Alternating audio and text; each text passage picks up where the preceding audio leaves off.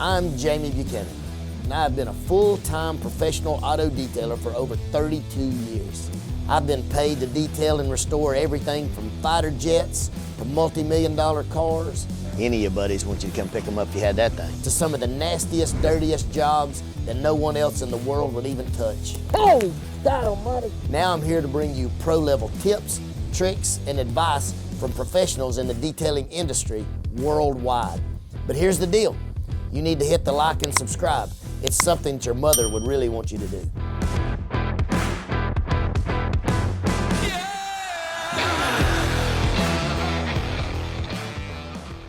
I'm just goobered up this morning. I am not even in the flow, man. It's too early, right? Yeah. Evening time, I'm done rocking, but we'll get it. Yeah, make it like... So look, guys, I need to give you a disclaimer right now. I'm not being paid to advertise for this company. I'm not getting anything on the back end. This is just what I've used for so many years, and this is what I've found to work the best at my shop, and I know that you're gonna have great results with it as well.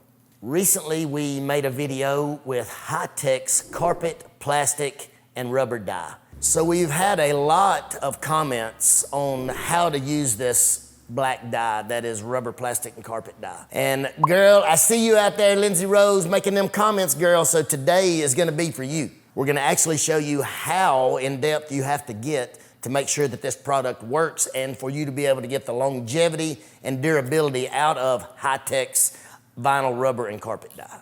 So guys, the list of tools that you're gonna need. You're gonna need all-purpose cleaner. You're gonna need painter's tape. You're gonna need a pre-masked edge plastic with an adhesive edge. You're gonna need alcohol, which is 70 or 90 proof. You're gonna need the High-Tech carpet, vinyl, rubber, and plastic dye, and paint thinner. All of these things you're gonna be able to buy on Amazon.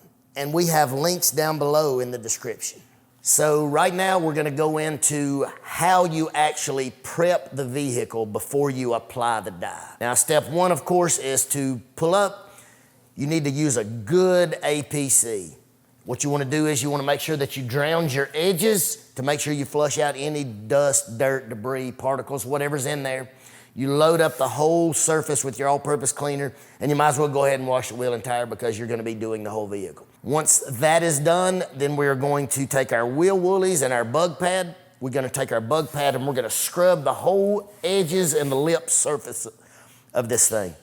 Then we're gonna take our detail brush. We're gonna make sure we detail brush in the whole area, again, agitating it, making sure that we move the dust and dirt around to get it out of there and flush it out. If not, you're gonna have a very, very rough texture on top of your plastics. Once you get everything washed, once you get everything brushed, we actually have a hot water pressure washer we're gonna take. We pressure wash in all the edges. We make sure that we hit the whole surface of the plastic. Not just rinsing over it, but rinsing each panel like it's a track to make sure that we flush all the dirt out of the plastic. Once we pressure wash and rinse everything down, we're gonna take our drying towel to dry off the surfaces so our tape will stick, dry off the plastic. Then we actually even go back even further and we're gonna actually take a blower. And it's actually an Ego blower made by Flex. We're gonna blow it dry, make sure we get all the cracks and crevices, make sure everything is dry. One, for the tape to stick, but two, to make sure that we have a great line and to make sure that all the dye is gonna actually stick and not be entertained inside the water bubble. Now for your do-it-yourselfers, if you don't have a pressure washer, it's probably best suited if you do, even if you just take your all-purpose cleaner or you use what's available at your local car wash where you can rinse and wash it yourself. You really need that forced agitation to open up the pores of the plastic and to get everything pressure washed and rinsed away. You really want to make sure that you're thoroughly washing the vehicle, making sure to ensure that you get all the dust and dirt, whatever may be in these cracks, you really need to flush those out.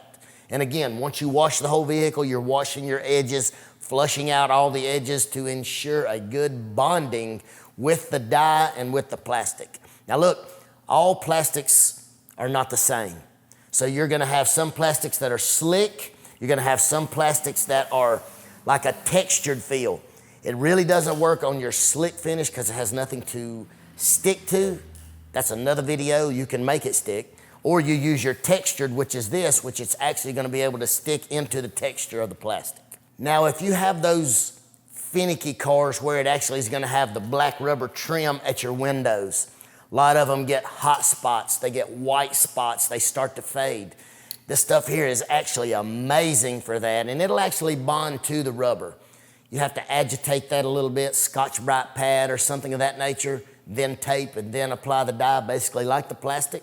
But there's multi uses for this product. And this product will help you beautify your car for a long time. So as you can see, we are actually using Hi-Tech's black vinyl, plastic, and rubber dye. Now, if this isn't readily available at your local parts store, you can't order it online for some reason, or maybe you're just not for sure that you'll know how to use it and you may mess something up. Look, there is alternatives out there for you to use. It just depends on what the longevity and durability is that you're looking for. Like you have back to black products, you have solution finish, you have trim restorer, you have all these products that are going to make these look black, slick, hydrophobic.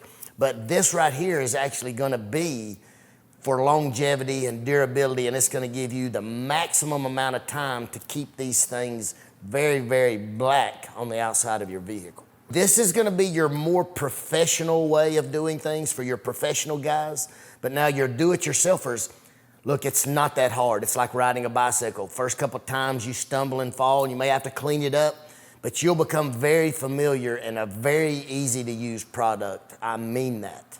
Some of your big parts stores are gonna carry this, but if not, it is readily and easily accessible online on your Amazon account or your Amazon store. We're gonna drop a link down below where you can just go right to it and be readily accessible in a couple of clicks and you're on your way.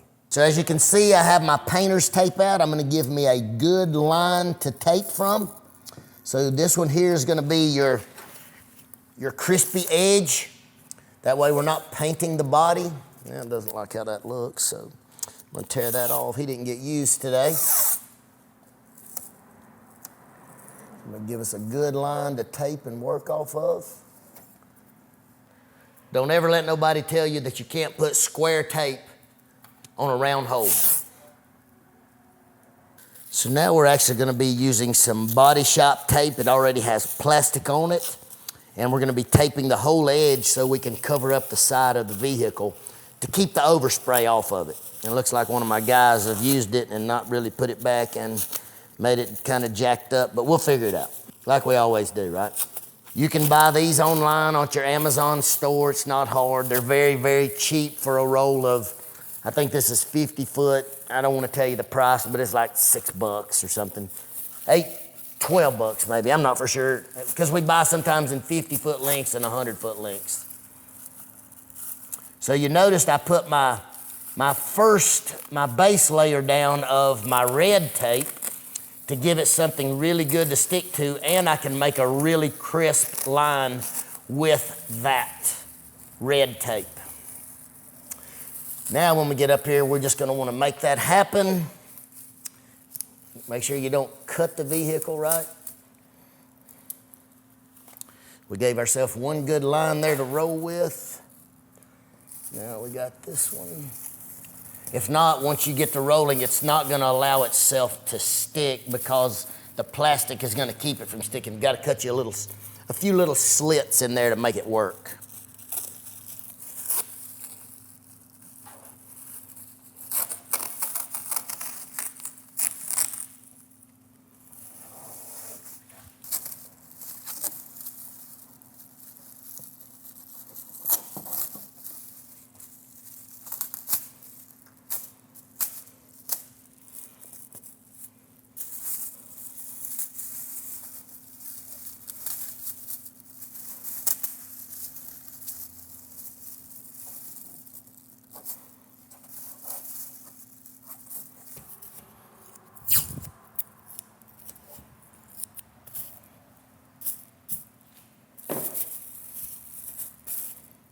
As you can see, when you try to make the square plastic fit the round hole, that doesn't work, because what it wants to do is it wants to be flabby and it wants to stick down in your line of spraying the dye. So make sure you give yourself some breathing room with the plastic so it's not in your way.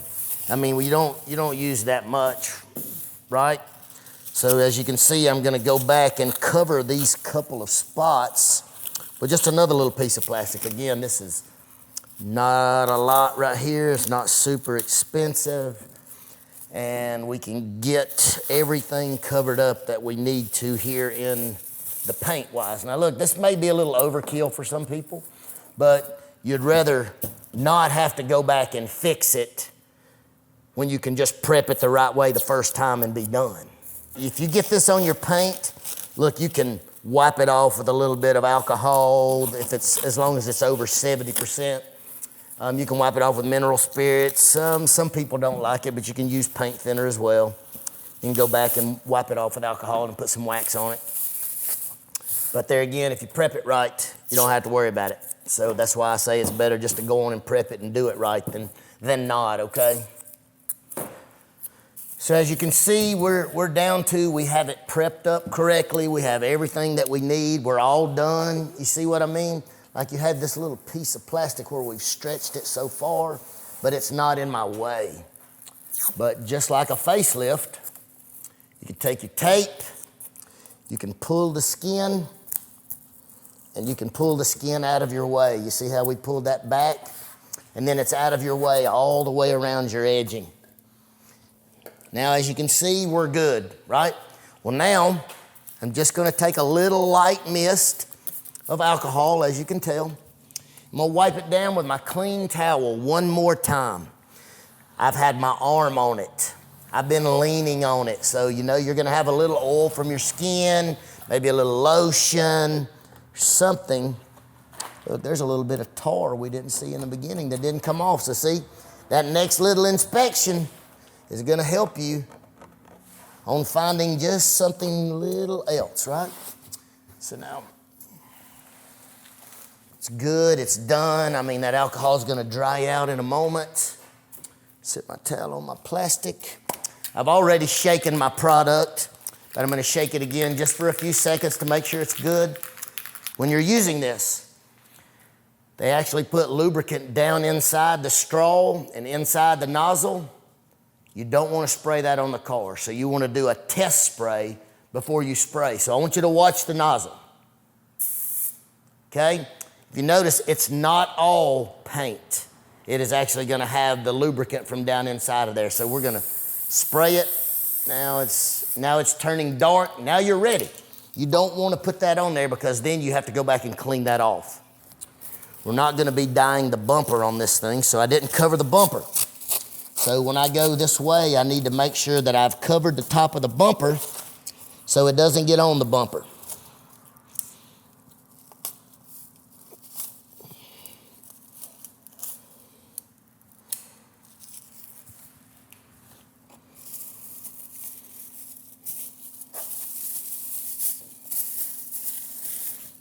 Okay, now that's covered for when we go down by. Again, let's go back to where we were. Less is gonna be more. Your first coat is just gonna be like a primer coat. You're just giving it something to stick to. We're not gonna load it up so it's running. We just wanna give it a little mist.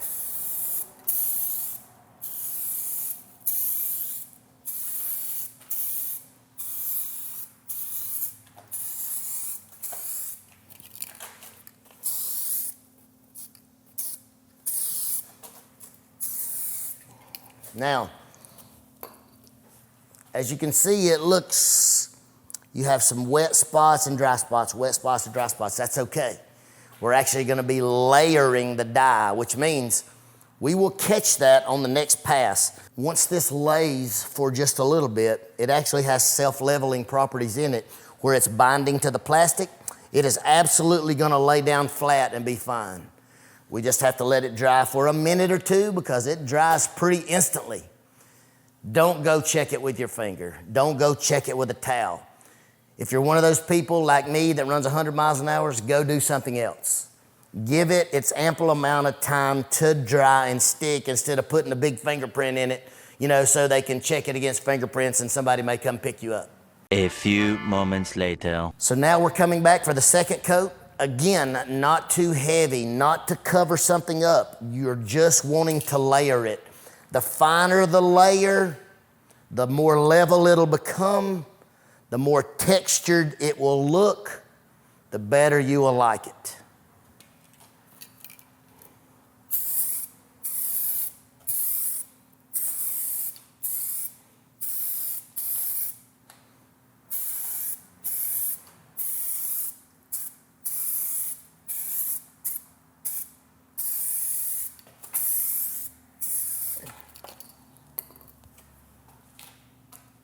Now, hopefully you noticed, the first coat I started from left to right. The second coat I started from right to left. That's because when I'm going from left to right, I stop at a certain angle to stop. But when I start from right to left, I start at a different angle and I'm covering it in a different direction. That's gonna help you overlap the last coat, which is gonna fill in maybe something that you might have missed. Now this one here is in pretty decent shape. 2 coats is good, 3 coats would be great. When we go back, we'll actually finish up with a 3rd coat just to show you, but this one would actually be amazing with just 2 coats. When this thing completely dries in about 10 minutes, it's just gonna be like, no way, man, no way. So just give me a minute. All right, so we're back for the last and final coat, and I'm gonna be the weird guy, right? I'm actually gonna start in the middle, left to right, right to left, just so I know I got a good even coat on everything. Then we'll let it dry. So we've allowed our ample amount of time for the dye to cure out. So now we're gonna go in and we're gonna untape everything. We're gonna check and see if we have any overspray and let you guys see how this thing looks. So in your ample amount of drying time, I'm gonna give you some insider trading information. You don't ever wanna do a touch test because then you've left your touch there.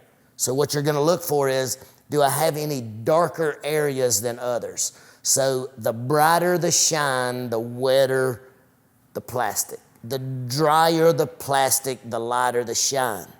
So if you're looking, it all looks even. It doesn't look like there's any high spots. So it's really just a sight test because if you touch it and it's wet, you get to start back over. So you never want to touch the plastic. You only want to visualize and see what the plastic is doing. It'll tell you if it's wet or dry. You just look for the color, the high spot. Like this one, look, I can touch this thing. It's all good, right? But you could see a very, very dark spot that's uneven or unlevel just by looking at it. So now we're gonna start untaping and we're gonna see what we did.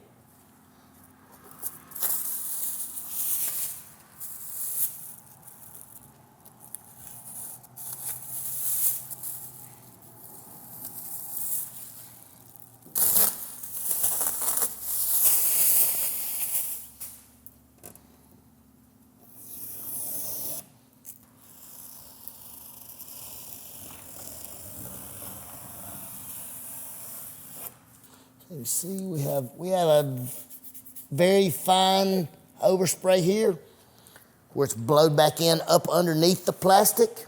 All my lines look good, but now look at the bottom. We can actually see that it's blown in behind the plastic and we didn't tape all of the bottom, so we have a good line of overspray on the bottom. It's a good spot that is on the bottom because it's already like a rash guard and protection for the vehicle. So I can tell you it's pretty thick, so you're going to be using mineral spirits or paint thinner to wipe that off. Then you can use alcohol to kill it. Then of course you're gonna be going and washing the vehicle, so you'll wash the rest of the thinner and the alcohol off the painted surface. So we've just got a towel, any washcloth, kitchen towel, shop rag, put a little bit of thinner on it, And as you're gonna see, it's just gonna wipe it right off. Like it's gonna be effortless. It's only laying on the top, all right? As you can see how easy that was just to kind of wipe off. And once again, you're going to be washing the rest of the vehicle. So you're gonna wash the leftover and the remnants of the thinner. I'm gonna take and actually kill that with some alcohol. And again, up here in the front, we had a little bit overspray that's got in behind the plastic. We're gonna wipe that off and she's all good. Flush that with alcohol, just to make sure we got it off, okay? I know most people think it's a paint thinner, it's gonna pull the paint off. Doesn't actually work like that. You don't want to use a lot of pressure. You don't want to use a lot because look, it is actually going to make lines on the paint if you just try to rub it and destroy it, right? And there it is, no more overspray. It's all gone. Now we're ready to finish the rest of the vehicle. So there you have it, guys. You can see from start to finish how you can make your plastics so much better. Now, it actually says that it's a dye, but this is a dye, a protectant. This is all in one. So there's no need to go back over it to wax it or seal it or shine it.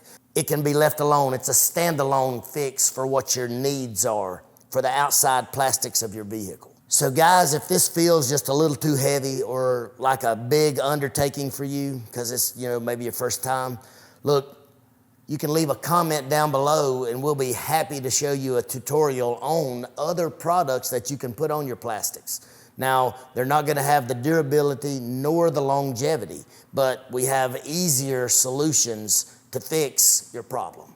So look, if this has been helpful, please leave a like, a share, a subscribe. Definitely leave the comments. And look, stay tuned because there's so much more to come.